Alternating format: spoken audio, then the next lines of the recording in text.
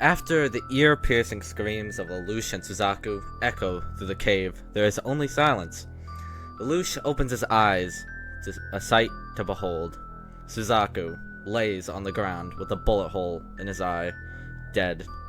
Lelouch touches his right arm to find the bullet from Suzaku's gun only grazed him. He stands still for a moment. His actions have led him to not only killing his beloved sister, Euphemia, he has even killed his best friend. Now, what lies ahead in his conquest? Good evening. Hello.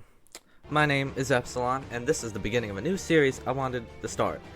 It's called Different Tales, where I explain what changing a single factor of a story can change so much of that story.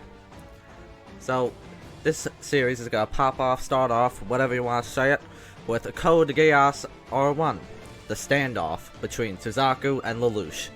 Who would have won? Lelouch probably would have won if either of them would have died, but this will be the first part. I will most likely discuss if Suzaku would have killed Lelouch, but this is if Lelouch killed Suzaku at the standoff. Well, first thing that would change is the immediate fallout with Colin. See, she found out the truth because, Lelouch's mask was broken, and she found out that Lelouch was Zero. So, what do I think would happen next? Lelouch would most likely convince her back to his side with his words and try to regain her trust, at least for now. Next, he would try to get the Nunnery, but most likely find no luck in opening C's world, and think of the immediate consequences of leaving the Black Knights in Tokyo and head back.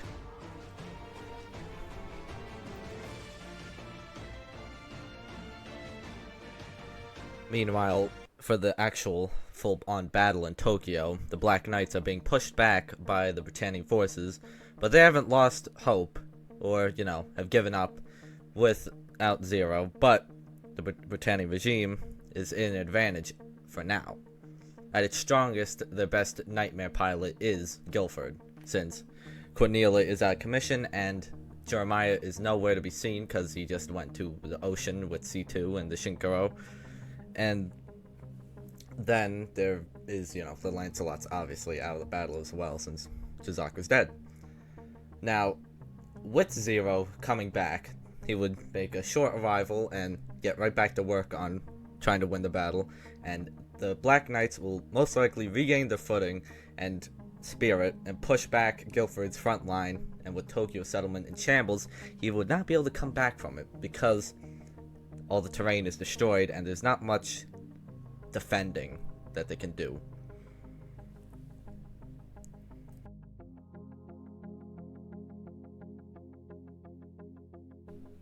So now getting into the battle specifics, Lelouch, let's just be honest, has a lot more strategic prowess than Guilford. He will most likely easily push through everything Guilford tries to do, and without Cornelia, who is an actual, good opponent, Guilford being the new one, he's not the trusted leader that they used to have. Actually, two people have died, so yeah, he's the only one to helm the operation, and he will just end up getting crushed. Because first, himself is the best the Britannian forces have. He is the best man. And the Black Knights have the Shinkaro, I don't know how whatever, you know what I'm talking about. And the Gurren, and the Lancelot is now in their hands, but they're not using it, but the Gurren as well. So, those two outmatch the fucking, it just does everything better.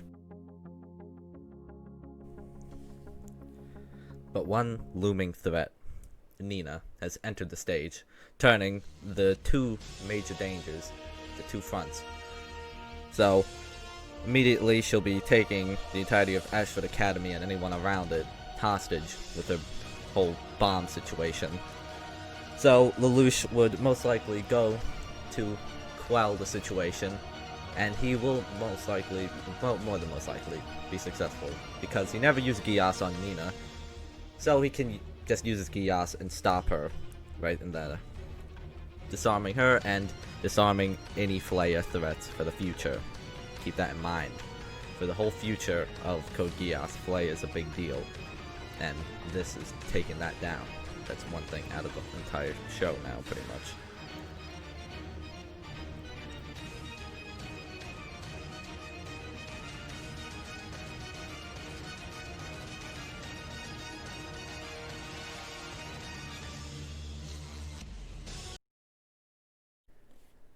Now, here's the next thing. So, I'm gonna give you a little history lesson here. So, in the Civil War, the American Civil War, the Confederate Army, there was one thing they were hoping so badly and pretty much would guarantee the strategic victory, because this would make them unstoppable if they got support from Britain. If they were able to gain support from Britain in the battle, they were hoping and their hopes were because they were pretty much Britain's source of money. Like, they were the main things that they were trading with was the South. So the Confederate Army were hoping for that. But Britain never, obviously, intervened because the Union was against slavery, and so were they. But why I'm bringing that up, Britannia also has a situation like that. All the Britannian forces in Tokyo are hoping that Schneisel will intervene.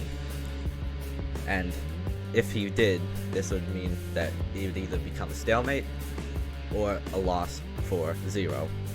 However, Schneisel, after examining his psyche, he will not intervene. Seeing the fallout of Euphemia, Bloody Princess Day, whatever you want to call it, after seeing the fallout of that, everyone in the world is on the support of Japan and the Black Knights. Even countries that were most likely more leaning Britannian, no longer. So, Schneisel, being the realist he is, he will choose his battles correctly and decide to let this one play out. He will not join in because he'll weigh his losses, and he feels that he'll lose more if he joins them now, even if it means the death of his sister Cornelia. But he doesn't care for Cornelia, he's shown that too, so it doesn't matter to him. And with the pushback of the Britannia, the Black Knights, and pretty much the entire perimeter of the Tokyo settlement will be destroyed, and Guilford will have no other option but to surrender, unfortunately for him, which will lead to many other things. It will now lead to a full capture of Japan. Now, with the Black Knights having captured the Tokyo settlement, it's only just a breeze from here. They will have the momentum they need to take back the rest of Japan and liberate it all. There will be feeble resistance, but without Cornelia will be smothered out and killed. That will be first thing first. She will not be able to get away. And Schneisel will most likely not try to recover her. That he'll just let her die. So, after that, it will be taken aback. The rest of Japan now in the Black Knight's grasp. And Churumaya will just be ordered to come back and fall back. And any support that were out on the outer rim of Japan will be falling back. So, multiple other things. Avalon, Lloyd, and the other scientist, I forgot her name. But they will be captured. They were inside the Tokyo settlement at this time, and they will also be captured because they do not have the Lancelot to take that back. So, without any other forces around Japan at this moment, Lelouch will give a speech saying the entirety of Japan is now liberated, and the success of Japan's liberation will most likely restore Colin's faith in him, even after the sudden realization and shocking conclusion that he came to with Lelouch being Zero. But besides this, he does need to figure out how to get back Nunnery.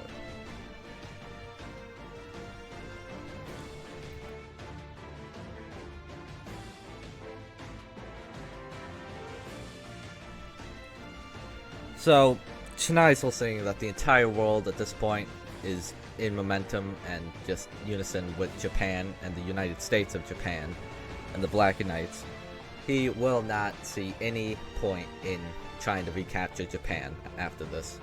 At least not at the moment. After the tarnished reputation of Princess Euphemia, there is no way that he can recapture it with the support of Britain. So, seeing this, he'll set his eyes, instead of trying to get rid of the control of the United States of Japan, he'll try to contain it into that specific area. And this will be an opportunity that both Lelouch and Schneisel can agree with is important. It is the Chinese Federation. They will set their eyes on that. For Lelouch, it's another target to liberate, and Schneisel, a way to contain the United States of Japan.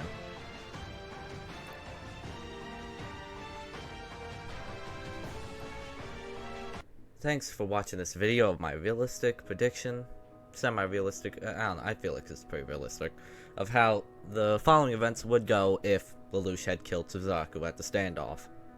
The three major things that had to happen for any of this to go down was Lelouch couldn't get back into C's world, and I think that was very possible. He probably would not have gotten into there.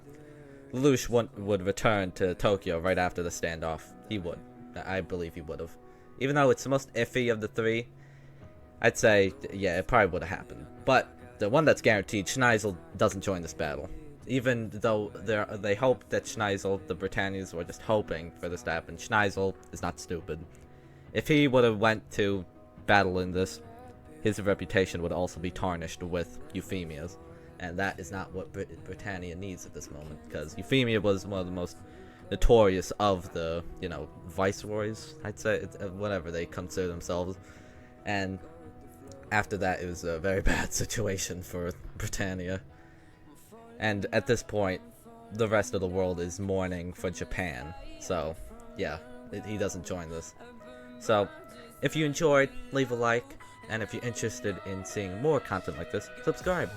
And if you think I was wrong at any point, leave a comment below. Anyways, my name is Epsilon, and this was Different Tales. Have a nice day. Ta-ta.